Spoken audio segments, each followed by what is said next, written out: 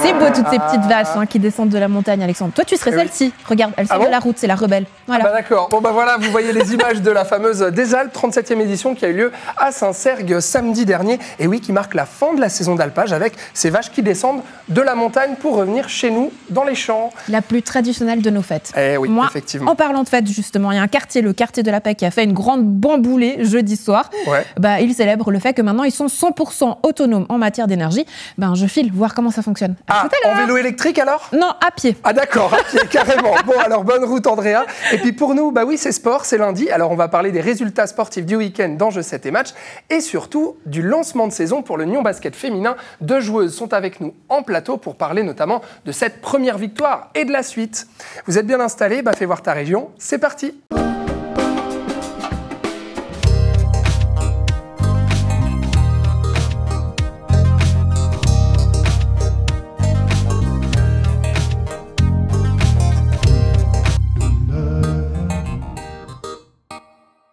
Et on commence cette émission par les résultats sportifs du week-end. Voici Jeux 7 et Match.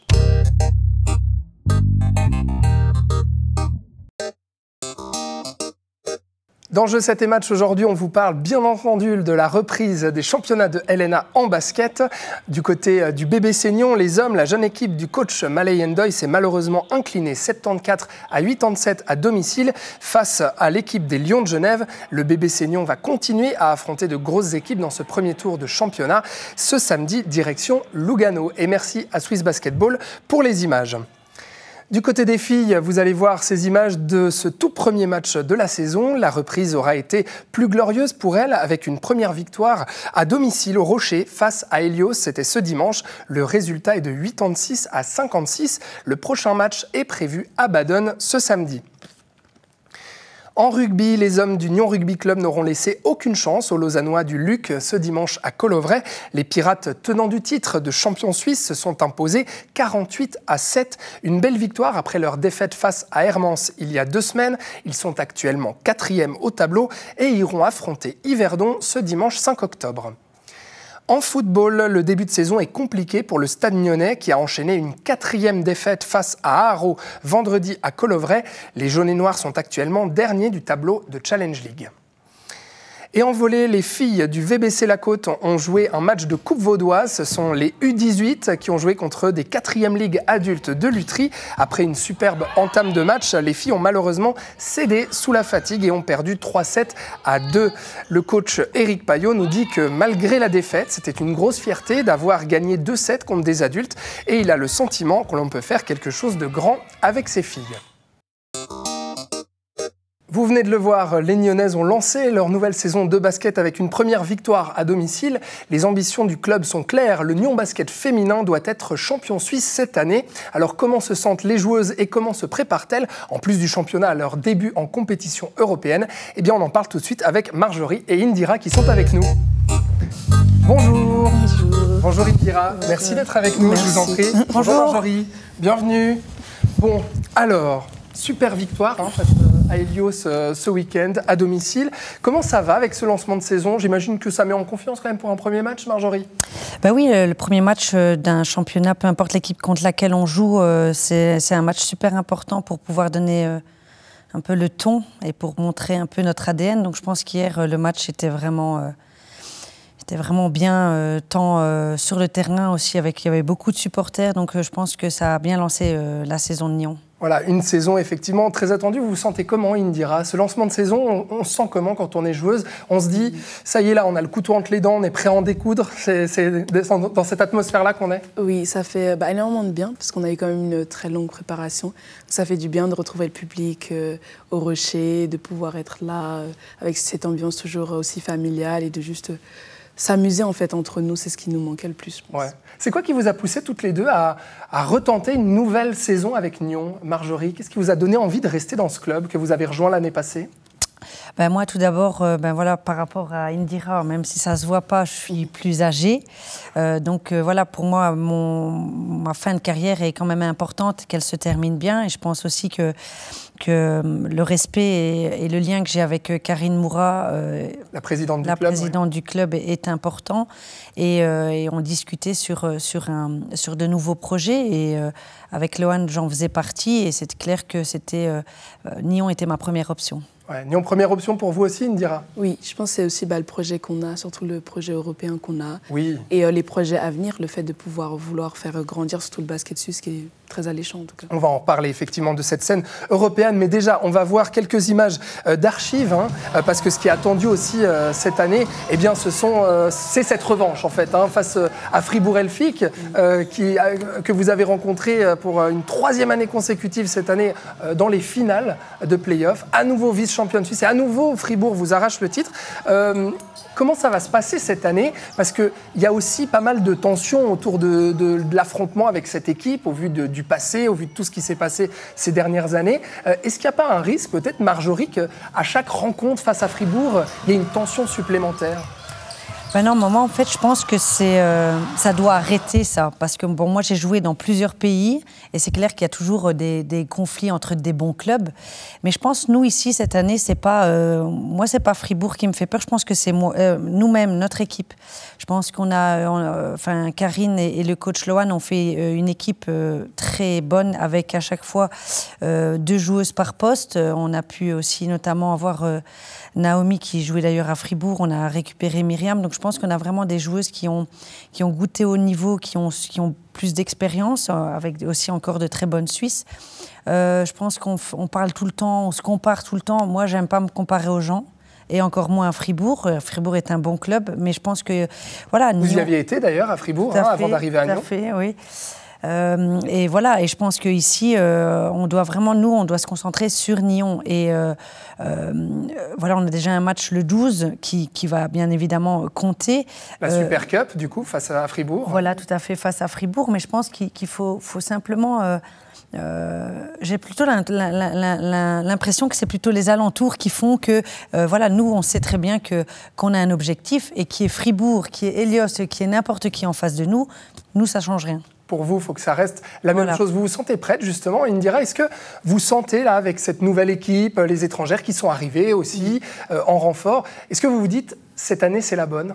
Je pense que oui. Je pense qu'on a tous les éléments, comme on l'a dit. On a une équipe beaucoup plus complète que l'année dernière, donc avec des joueuses par poste, et en plus très expérimentées. Et en soi, je pense que, même si on sait que l'échéance, c'est le 12 octobre pour la Super Cup, on se prépare chaque jour pour ce type de match-là. Ouais. Je pense que donc, le moment pas venu... plus de préparation pour un match face à Fribourg qu'un autre? Non. Je pense que c'est l'importance de la Super Cup, mais c'est comme elle a dit, c'est pas on joue contre Fribourg, on joue pour le titre de la Super Cup. Vous jouez contre Fribourg samedi, on ne va pas se préparer cette semaine. Je pense que c'est une préparation. Pour être champion, ça commençait pas il y a une semaine. C'est une préparation d'avant-saison, de pré-saison. Tout à fait. Effectivement. Pourtant, alors, vous êtes attendu au tournant quand même, parce que comme je le disais, 3 fois vice-championne suisse, là, il y a quand même cette attente, notamment du public, parce que le public est nombreux aussi à Nyon. C'est aussi une des forces du Nyon basket féminin. J'aimerais savoir, en tant que joueuse, comment on vit ça? Est-ce que vous ressentez une forme de pression? Est-ce que vous ressentez cette attente? Est-ce que ça rajoute du stress ou quelque chose, Marjorie? Déjà, moi, j'ai jamais joué dans une salle vide, à part à Fribourg, si je peux être honnête. Donc, c'est clair que pour moi, jouer ici à Nyon avec un public, c'était aussi un peu le goal. Moi, j'ai besoin du public, j'ai besoin de partager avec ce public. Ça joue énormément. C'est comme on dit, c'est le 13e, 6e homme. C'est super important.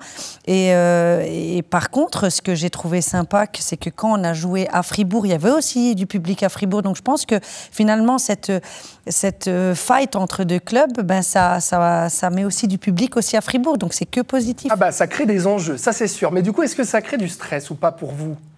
Pas du tout. Non? Non. Indira, vous ressentez pas cette pression de dire on est attendu au tournant par le public? Non. Moi, je pense que ça donne... encore plus d'envie parce qu'on sait qu'au final, on a des gens derrière nous qui sont là pour nous et qui nous poussent. Et on l'a vu même au match des finales, qu'importe le résultat, ils sont toujours là, ils sont toujours présents, que ce soit à Fribourg, à Nyon. Donc c'est plus une motivation en fait chaque jour qu'autre chose. Alors la grande nouveauté de cette année, vous le disiez Indira juste avant, c'est qu'en plus du championnat suisse et des coupes suisses, on a cité justement le match de Super Cup, eh bien vous allez jouer pour la première fois sur la scène européenne et disputer la European Women's Basketball League. Ça change quoi, Indira, pour vous, pour l'Union Basket Féminin, de jouer à l'échelle européenne ? Je pense que ça apporte énormément d'expérience au niveau européen, notamment pour les joueuses comme moi qui sont suissesses et qui n'ont pas forcément la chance ou qui n'ont pas encore eu la chance de jouer dans ce niveau-là. Et je pense que c'est bien pour commencer, pour faire un premier départ et puis pour la suite être dans des plus grandes compétitions européennes. Ouais. Oui. C'est un joli challenge, hein ? Oui, bien sûr. Et ça rajoute quoi justement en termes de travail aussi ? Parce que j'imagine en termes de calendrier, il y a tous les matchs suisses à faire, mais il y a les matchs européens aussi. Marjorie, ça intensifie les entraînements ? Je pense que c'est un rythme à avoir. Moi, personnellement, j'ai eu plus l'habitude de jouer le mercredi, samedi, donc je suis dans un bon rythme. Donc ici, si on arrive à faire la même chose, et je pense que c'est ce que Karine et Loane ont pu aussi gérer avec Swiss Basket pour pouvoir jouer plus souvent le mercredi et jouer aussi le samedi en championnat et aussi pouvoir placer ces matchs d'Europe. Je pense aussi que c'est bien pour le basket suisse de pouvoir jouer un basket autre que suisse, un basket plus de l'Est ou de se confronter à d'autres visions aussi du basket. Et de pouvoir voir que finalement il y a d'autres joueuses, d'autres tempéraments et que c'est comme ça qu'on grandit avec les différences des gens.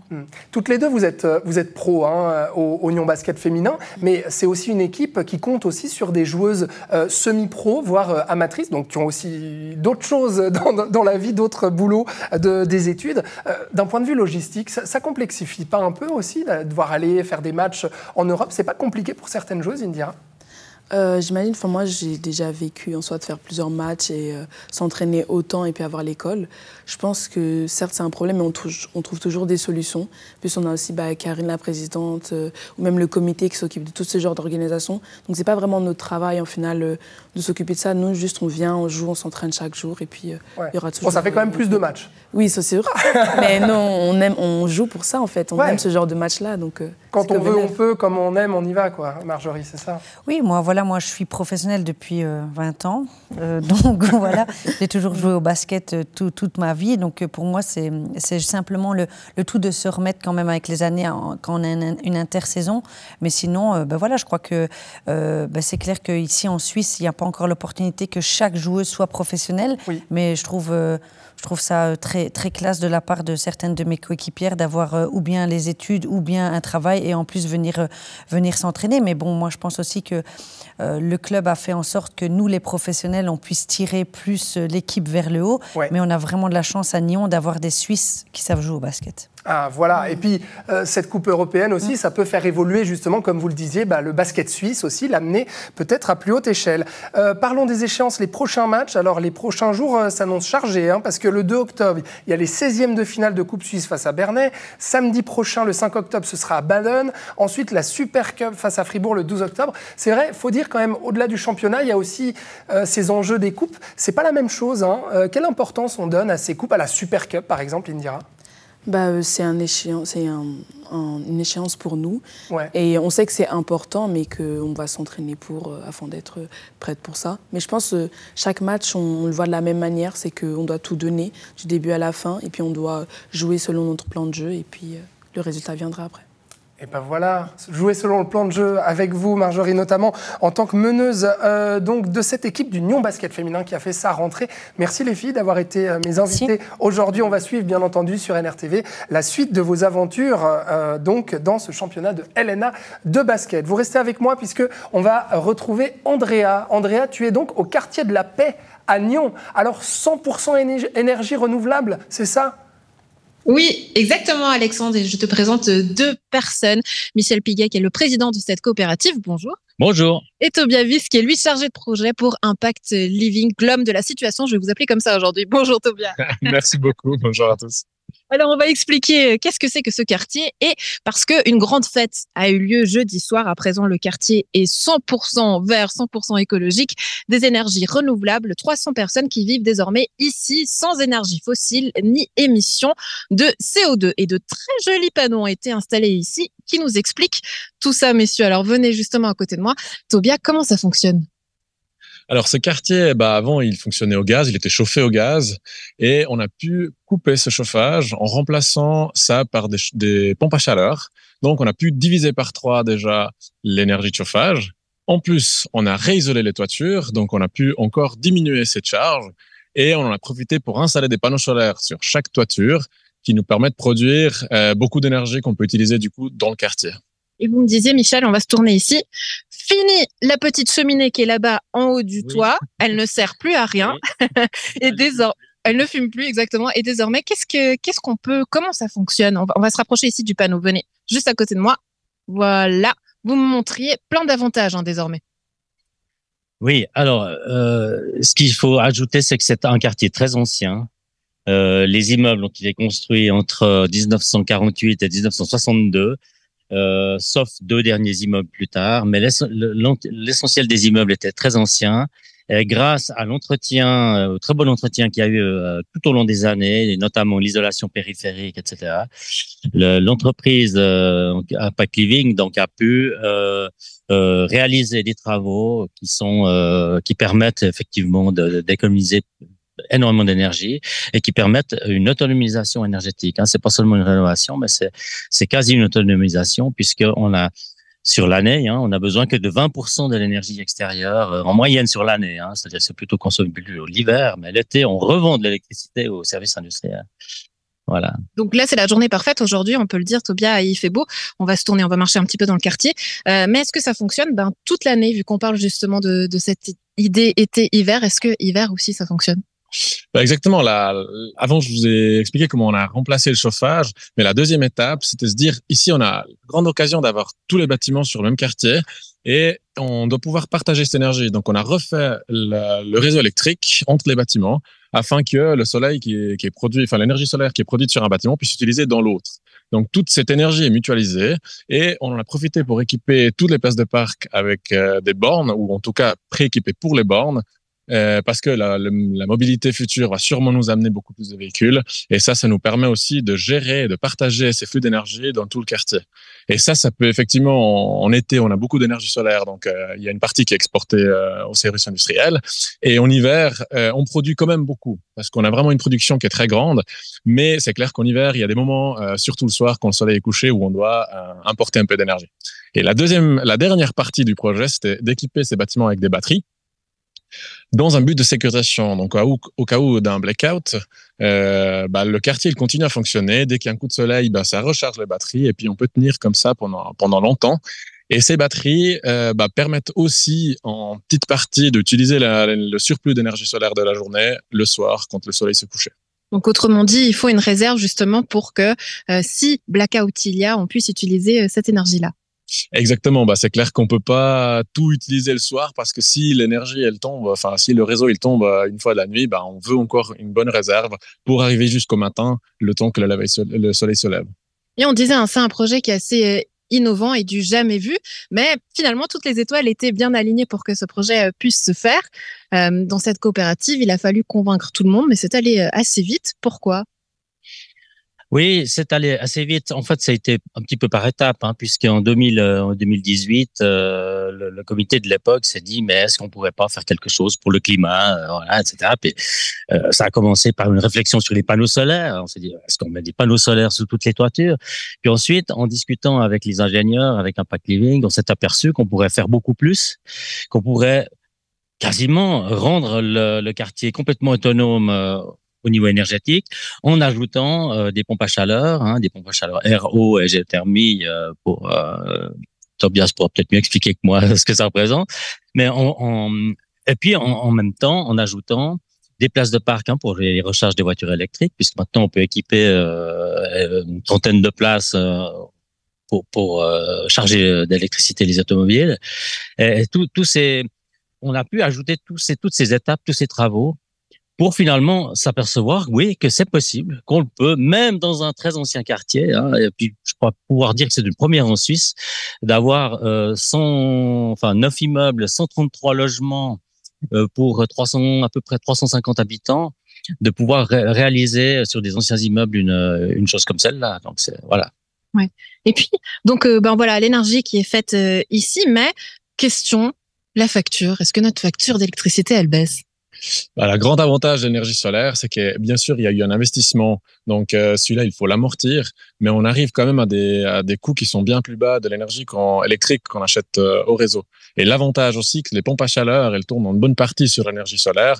Donc, on mutualise ce gain financier qui est répercuté aussi sur les locataires. Donc, il y a une partie qui part dans le fonds d'entretien et dans l'amortissement des installations. Mais la coopérative a pu financer tout ça sans augmentation de loyer.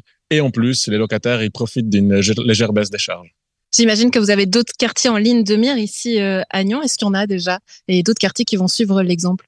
Alors nous, c'est clair qu'on a bien aimé travailler pour un quartier parce qu'on peut vraiment travailler dans un grand impact en une fois. On peut aligner les rénovations et mutualiser cette énergie. Et donc, on a effectivement la chance d'avoir un autre projet qui se profile où on essaie de rénover comme ça un quartier dans le canton de Vaud. Ouais. Tobia, Michel, merci beaucoup d'avoir fait cette petite visite ici dans le sein du quartier de la Paix, de nous avoir montré ces immeubles. Bon, on n'a pas vu les chaudières, on garde ça, mais bon, une chaudière, vous savez ce que c'est à la maison. L'important, c'est que finalement, ce quartier soit devenu vert et qu'on vous ait montré à titre d'exemple peut-être et qui donnera des idées pour d'autres quartiers ici à Nyon. Merci messieurs, bonne journée à vous. Merci à vous. Merci à vous, au revoir.